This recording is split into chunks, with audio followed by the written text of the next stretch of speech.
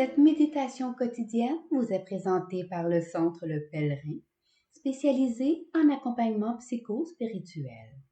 lepèlerin.org.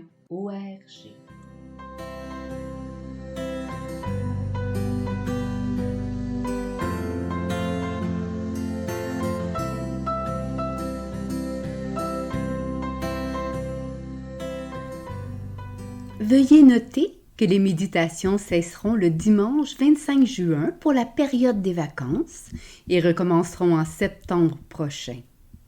Toute notre gratitude d'avoir marché avec nous et demeurons unis dans la prière. Évangile du mardi 20 juin. En ce temps-là, Jésus disait à ses disciples : « Vous avez appris qu'il a été dit : tu aimeras ton prochain et tu haïras ton ennemi. Eh bien, moi, je vous dis, aimez vos ennemis et priez pour ceux qui vous persécutent, afin d'être vraiment les fils de votre Père qui est aux cieux. Car il fait lever son soleil sur les méchants et sur les bons. Il fait tomber la pluie sur les justes et sur les injustes. En effet, si vous aimez ceux qui vous aiment, quelle récompense méritez-vous? Les publicains eux-mêmes n'en font-ils pas autant? Et si vous ne saluez que vos frères, que faites-vous d'extraordinaire? Les païens eux-mêmes n'en font-ils pas autant? Vous donc, vous serez parfaits comme votre Père céleste est parfait.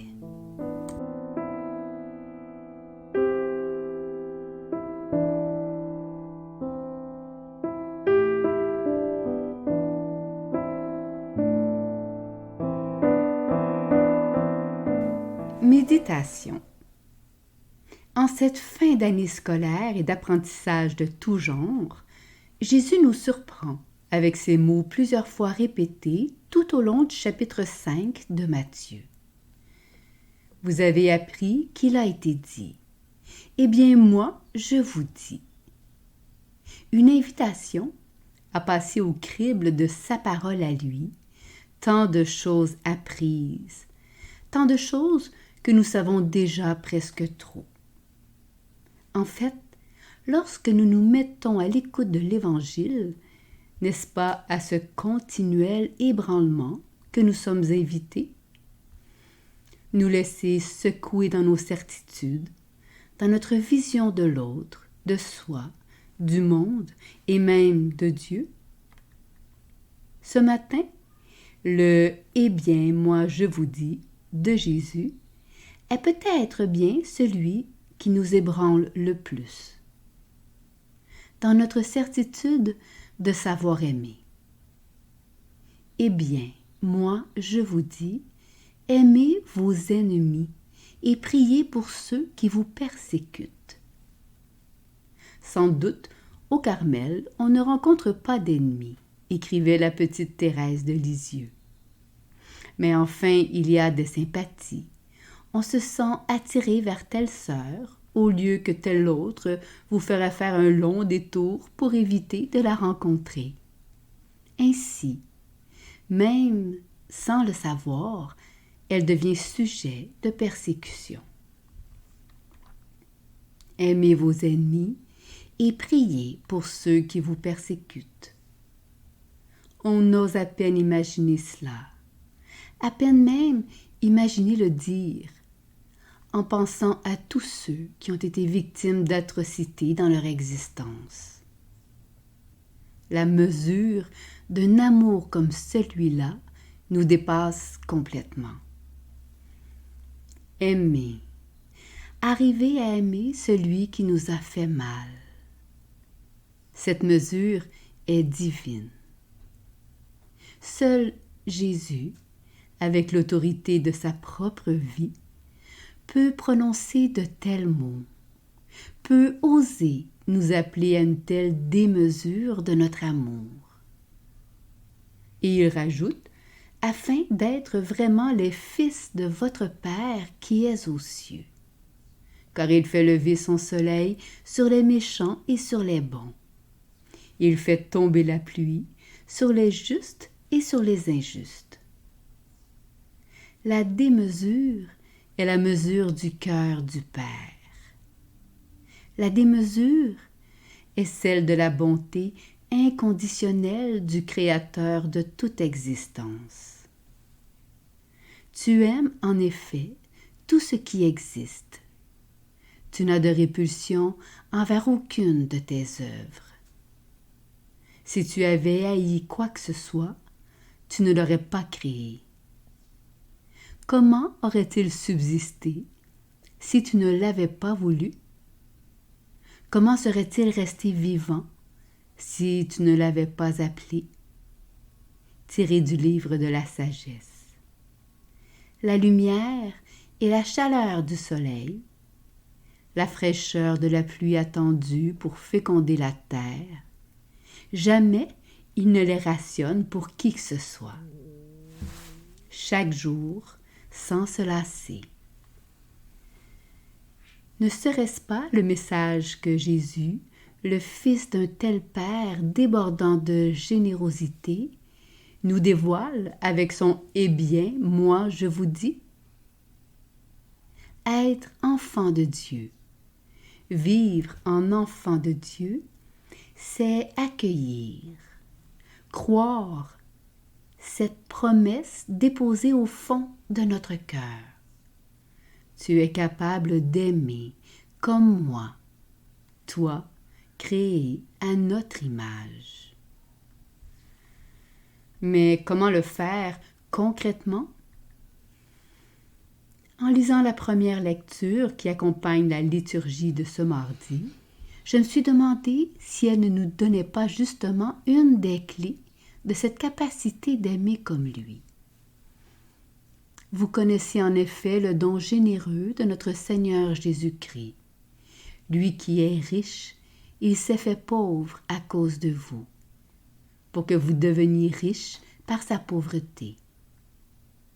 Jésus n'a pas retenu le rang qui l'égalait à Dieu, mais a accepté de devenir semblable aux hommes, pour nous montrer que l'amour divin est capable d'élargir notre cœur à sa démesure.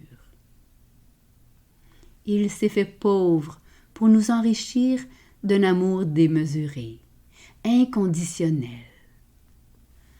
Se savoir aimer d'un tel amour est ce qui peut, lentement, doucement, transformer notre pauvre amour. Saint Charles de Foucault l'avait bien compris. Mon Seigneur, comme il sera vite pauvre, celui qui, vous aimant de tout son cœur, ne pourra souffrir d'être plus riche que son bien-aimé. Eh bien, moi, je vous dis, aimez vos ennemis et priez pour ceux qui vous persécutent. J'ai eu un jour l'incroyable chance de rencontrer une personne qui avait vécu cette parole de Jésus à la lettre. Maïti Gritaner.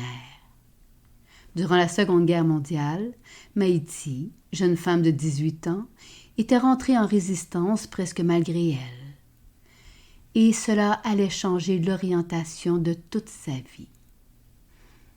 Elle fut arrêtée 3 ans plus tard et faillit mourir des conséquences de la torture. Ressortie de l'enfer aux limites de la mort, ses souffrances physiques l'ont ensuite accompagnée en permanence. Elle écrit dans son livre « C'est la foi au Christ ressuscité qui m'a aidée à tenir durant les moments d'épreuve et de nuit, et à reconstruire une vie dont je n'étais plus pleinement maître. » Cette foi au Christ qui m'enjoignait d'aimer mes ennemis et de croire au pardon en contemplant la croix. Depuis la fin de la guerre, j'étais habitée par ce besoin de pardonner à celui qui avait détruit une grande partie de moi-même, à celui qui m'avait conduit au seuil de la mort. Je voulais montrer le chemin de la vie. Mais on ne pardonne pas dans le vide. Au fond de mon cœur, je pensais sincèrement avoir pardonné à ce Léo. Mais aurais-je été capable de lui dire, en vérité, je vous pardonne? Et l'inimaginable se présenta un jour à la porte de Maïti. 40 ans après sa libération, en 1984, cet ancien jeune médecin nazi l'avait recherché. Non pas pour lui demander pardon, mais pour l'entendre. Elle si remplie d'espérance au moment des faits. Il était atteint d'un cancer et avait peur de la mort. Peu à peu, durant la conversation qu'ils ont eue tous les deux, le travail de vérité sur son passé et la grâce de Dieu à travers les paroles de Maïti purent opérer le miracle. Léo lui demanda pardon et elle put le recevoir. Depuis 40 ans, dit-elle, je n'avais jamais cessé de prier pour cet homme. J'avais la hantise qu'il meure, le cœur habité par la haine, et souhaitais qu'il rencontre celui qui l'avait créé par amour et pour aimer. Je ne pouvais pas me résoudre à voir le mal triompher définitivement d'une personne. Et il me semblait qu'une victime était mieux placée que quiconque pour intercéder en faveur de son bourreau. Domine jusqu'au cœur de l'ennemi. Cette parole du psaume 110, Maïti la portait dans son cœur depuis la fin de la guerre.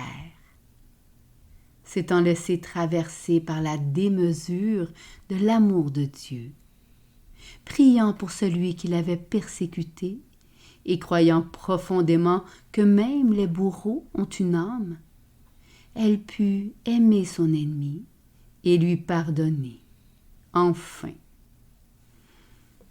La rencontre avec Maïti, en 2005, m'a intimement marquée, gravant à tout jamais la certitude en moi que notre cœur est fait pour vaincre le mal à force de bien. Aujourd'hui, chaque jour, puissions-nous laisser l'amour, vainqueur de tout mal, transformer nos cœurs à sa démesure. Méditation écrite par Laurence Vasseur.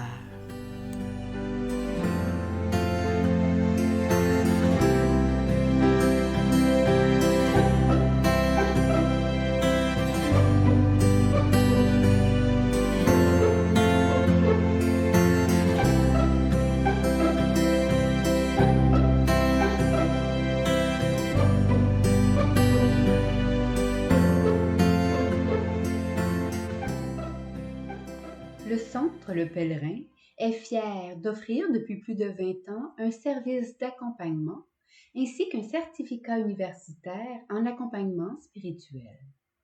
Tous nos services sont offerts en ligne. Nous sommes situés à Montréal, au pied de l'Oratoire Saint-Joseph. Le Pèlerin, le savoir intérieur qui transforme la vie. lepèlerin.org. Page Facebook, Centre Le Pèlerin.